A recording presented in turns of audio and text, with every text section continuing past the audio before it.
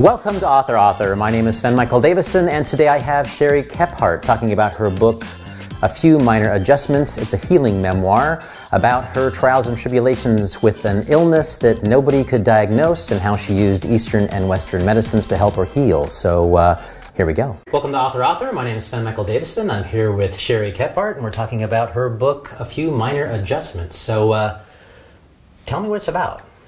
Thank you for having me here. A Few Minor Adjustments is a memoir of healing. It is about searching for a diagnosis to a mysterious illness that almost killed me several times. And in the end, I heal even without a clear diagnosis.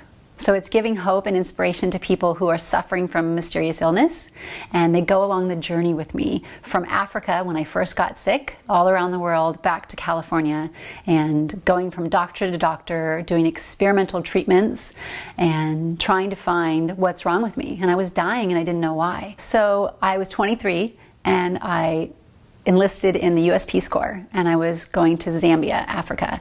And I didn't know anybody. It was all new and it was exciting. I wanted adventure. I believed in changing the world and I thought I could. Never did I imagine that most of the change was going to be within me. I got there, we were trained to learn the Bantu language Bemba and cultural training, technical training on building wells and latrines. And so I was sent to a small village, African village, near the border of Zaire, politically unstable and crocodile infested, black mambas, people dying all the time. It was devastating. It was difficult to see, and I was hopeful that I could make a difference. Interestingly enough, I was the one that got sick and I needed saving. I was medevaced home from Africa after a rare symptom malaria and a bunch of other interesting illnesses that found me, such as maggots in my flesh, especially in my arm and my butt, that had to be like cut out. So it was a crazy experience. And so I came back to the States and my symptoms got better enough that I was stable and I was young and interested in like moving through life. And then fast forward years later, dealing with all these symptoms, I collapsed. At 32 years old, I collapsed in my shower and I crawled to the phone and called for help. And that's the first page of my memoir, and that is how the adventure starts, with really being very sick and not knowing why. So you were 23 when it started? And 23 when it started. For 9 years? You were sick for 9 years? Yeah. But wow. I was very stubborn and A-type personality and a go-getter, so I wanted to explore life more. So even though I had a lot of symptoms, I kept pushing myself, which I learned later was not a great idea. But I ran marathons, I went and got my master's degree, I traveled to 45 countries, I just kept going. And one day I think that's why my body said enough. And so it all kind of hit me hard all at once, and then I had to stop working. I was a scientific technical writer. I couldn't work. I ended up finally being bedridden and having to be taken care of and not knowing why. So that's one of the reasons I wrote the book. Is there's a lot of great illness memoirs about someone with cancer or heart disease or, you know, really difficult, horrible things. But there was no book for someone who was undiagnosed, someone who has a mysterious illness. And so I ended up writing the book I wanted to read. I wanted to find something out there that would help me, you know, inspire me to keep going. And I couldn't find the book. So I thought, I'm a writer, I'm going to write it. So while I was sick in hospitals and doctor's offices and in bed, I would write in my journal and write about this experience to hopefully later help people. And now I get the opportunity to do that. Yeah, well, at least you're still here. Yes, I'm very grateful. Yeah, exactly. So I guess I'm still kind of going back to those 9 years. I mean, did you always just feel awful, or were there times you felt okay? And I mean, I'm just kind of wondering what was your quality of life? Actually, I had a great quality of life, but I think I attribute that to being young. I had a really good diet, I had exercise, you know, I took care of myself. It was a lot of abdominal issues and fatigue. I got to one point when I was doing my master's degree, I was living in New Zealand, I was at the University of Auckland studying there, and I would fall asleep standing up. I would fall asleep while driving, so it would get very scary. And I thought, well, I'm just doing a lot. You know, I'm going to school, I'm working, you know, I'm doing too much. I saw a number of doctors, like I had one-sided knee pain, and I thought, well, I'm a runner, it's an injury from running or something, but they would do MRIs and x-rays and nothing. They could never find what was causing my issues. So I just kept going. And I ignored a lot of the symptoms because I thought, well, I'm strong and I'm young and I'm not going to let it stop me. And that was a mistake. I think we need to listen to our bodies. It's telling us something and we need to listen. And I wasn't listening. Now I'm listening. Now I'm listening. Sounds like it hit you over the head with a sledgehammer. So. Yes, yes. And that's one of my messages. I don't want some crazy, terrible illness to knock someone over and that to be their wake-up call about listening to their body and really living in a healthy life. So you had this journey to find out what was wrong. Yes. Any details on that? I don't want to, I just want people to read the book, but absolutely, yeah. Well, it was very trying at the time. I look back at it now with a little bit of humor, and my book has a lot of humor because I wanted people to go on the adventure with me of looking for a diagnosis, looking for a way out of this illness that I didn't understand and nobody understood. But it all started, like I said, I collapsed. The first year I spent pretty much in doctor's offices and different kinds of clinics and hospitals, anywhere I could go to try to find answers. And it kept coming back to me, well, we know there's something wrong with you because it's not normal, but we don't know what.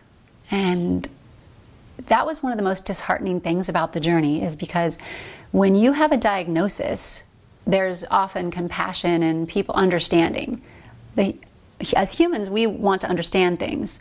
So when you are given a diagnosis and you say, yeah, I have diabetes or heart disease or something, people go, I'm really sorry, and that's really sad. And and then there's research institutes, there's doctors, there's walks, there's literature, there's books, there's support groups. When you don't have a diagnosis, there's nothing. And so you're alone. And then you're even an outcast in the sick community. So there I was suffering. I went from making a really good income, being successful in my profession, traveling, doing a lot of volunteer work, and being an athlete, to having nothing, being bedridden, and people kind of looking at me funny, like, well, you don't know what's wrong? And at first there's sympathy, and then after a while, people just don't know what to say or what to do, and they kind of start calling you crazy, and then you think you're crazy, and you think you're making it up, and then you go to doctor, and they kind of shrug and push you off to somebody else.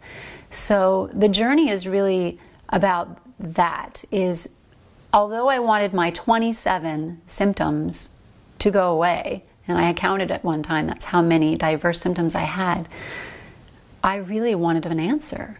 And that was devouring me. It was just like, why am I so sick? What is going on? There's got to be an answer. So I spent the next 7 years searching, and lost a lot of friends, lost a lot of my will to live. At one point I wanted to kill myself because I thought, no one can help me, and why am I still fighting every day if I may never get better and I may never know what's wrong with me? So I know it's kind of depressing, so that's why I went back when I wrote the book. I injected a lot of humor. Like, some of the things that happened to me at the time weren't funny, but now they're pretty funny. And if you look back, it's like when you go on a trip and something crazy happens to you, and it's not good at the time, but when you come back, that's the story everybody wants to hear. Right. So that's what I did. Even the title, A Few Minor Adjustments, trying not to die for many years from a mysterious illness. It just took me a few minor adjustments to get better and to heal.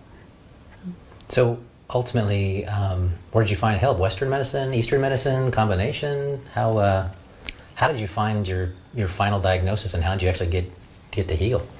I would say there's 4 components to that. The first one would be allopathic medicine, so Western doctors. The second is naturopathic or homeopathic and alternative medicine. The third is my family and friends who supported me. Without them, I would have given up for certain. So they healed me in ways that I couldn't have healed myself. And then me. Doing a lot of work, changing my habits, changing my thoughts, exploring traumas that I had gone through that I had kind of ignored. So I think it's a combination of those 4 things. I can talk a little bit more specifically. For instance, at one point, I had a heart condition that was diagnosed by a cardiologist, electrical conduction issue. So my heart rate was exceedingly fast. And when I first collapsed, that first year, my symptoms were so severe, and I thought my heart was reacting to that. But the cardiologist thought I have what's called Wolff-Parkinson's White. So they think it's my heart rate is sped up, and that possibly happened at birth, but didn't get triggered till later.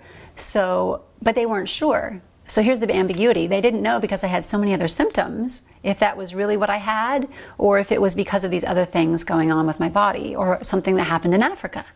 So ambivalent. So I was so wanting natural treatments. I was like, you know what, I'm going to do this naturally. I don't want to medicate myself or do things that I don't really need. But here's the thing. My heart rate was 200 beats per minute while resting. Wow. That's like being chased by a tiger, and you're not even moving.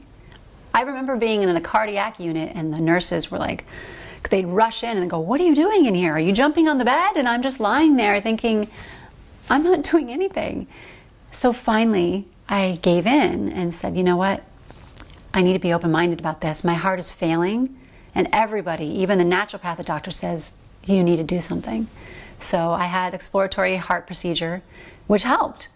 It didn't cure me, but I think, to answer your question, it was about 100 things that helped me. It wasn't just one. And at the end of the book, you'll have to read it to find out exactly what happens, but I do find out a few more clues about things that I can do, and things that have happened to me, and things I possibly have that I can work on healing. So that's kind of where I end it. And at this point, some of these symptoms, are you going to carry them for the rest of your life, or do you feel hope like not. Okay. A lot of the symptoms are gone, okay. And I worked on that again through a variety of methods. I've done acupuncture all the way to, like I said, the heart procedure. I had 6 months of IV treatments of high medications. At one point, I was taking 46 pills a day, and that almost killed me. My liver enzymes were so high that I almost died from liver failure. So I've tried everything from allopathic to a crazy ex-physicist from Russia who waved fertile chicken eggs over my heart to try to reset the heartbeat. Did that work? No. Okay. Not that I know of. But some things he did do on my first sessions did help. So that's why I kept seeing him. So my point is, I was really open, and I tried a lot of things.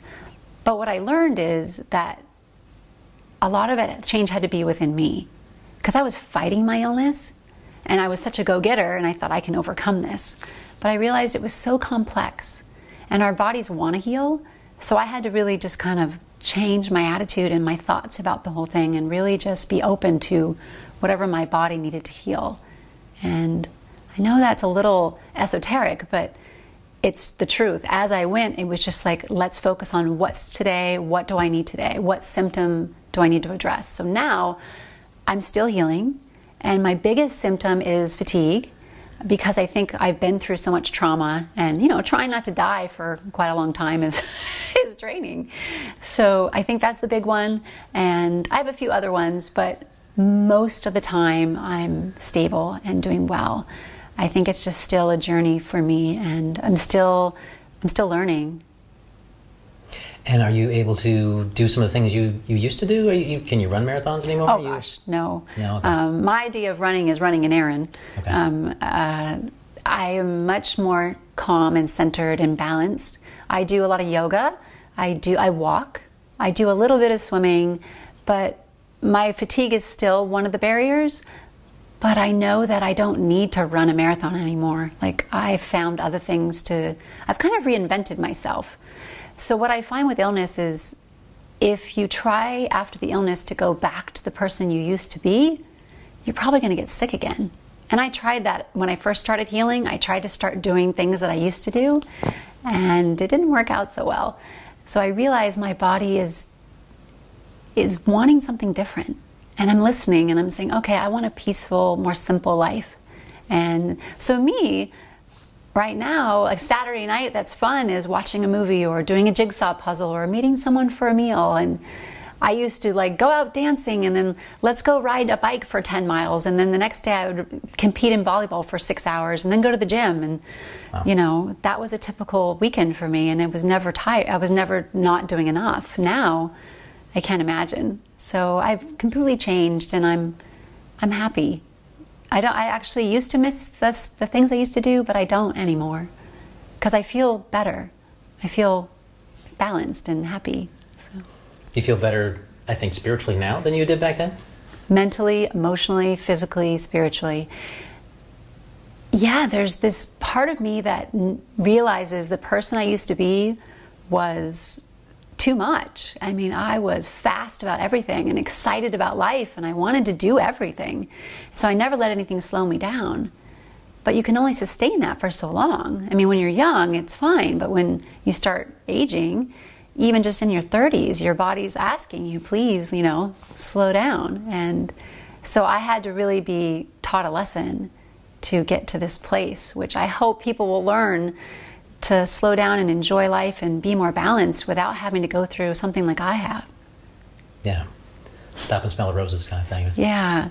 And just take care of yourself. I mean, that means like we don't have to push so hard. Our society, especially here in the United States, it's all about success and achieving and what are you doing? And it's like, we don't have to be doing anything, you know? I think, you know, having some downtime is important for everything, for your success. If you want to be successful in something, actually take some time out for your family and for your friends and for yourself.